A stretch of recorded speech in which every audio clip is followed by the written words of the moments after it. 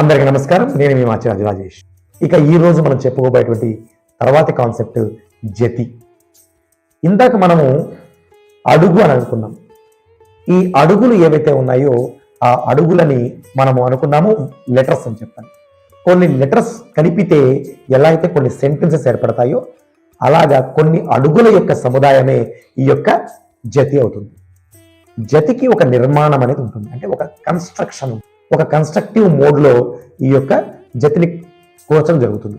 నృత్యం నేర్చుకునేటువంటి చిన్నారులు ముందుగా అడుగులు నేర్చుకుని ఆ తర్వాత నృత్యాంశాలలోకి రాకముందు, అంటే డాన్స్ ఐటమ్స్లోకి సాంగ్స్లోకి రాకముందు కొన్ని జతులను నేర్చుకుంటారు.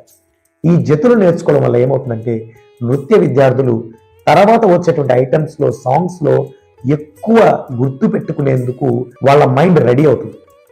అలాగా ముందుగా జతులు నేర్చుకుంటూ వివిధ అడుగులు రకరకాల కాంబినేషన్స్ని వాళ్ళు అలవాటు చేసుకుంటారు. ఈ కాంబినేషన్స్ ఎలా ఉంటాయంటే ఒక ఆవృతం అంటాం, ఆవృతాల లెక్కలో ఉంటాయి. ద బిట్ కౌంట్ ఆఫ్ 8 అంటాం. సో ఆ 8 కౌంట్లో కూర్చి ఒక తీర్మానంతో, అంటే సో స్టార్ట్ అండ్ ఎండ్ పాయింట్తో కొన్ని కాంబినేషన్స్ కలవటాన్ని మనం అంటాము ఈ యొక్క జతి అని చెప్పండి. ఈ ప్రక్రియ చేయడం వల్ల ఏమవుతుందంటే నిరంతరంగా, అంటే నిర్విరామంగా కొన్ని నిమిషాల పాటు ఆపకుండా చేయటం అనేది తనకు అలవాటు అయిపోతుంది. దాని ద్వారా కొంత జ్ఞాపక శక్తి పెరుగుతుంది, అలాగే శరీరంలో కొంత దృఢత్వం పెరుగుతుంది. దీనిని అంటాము జతి అని చెప్పాలి. మరో వీడియోతో రేపు మళ్ళీ మీ ముందు ఉంటాను. అంతవరకు సెలవు, నమస్కారం.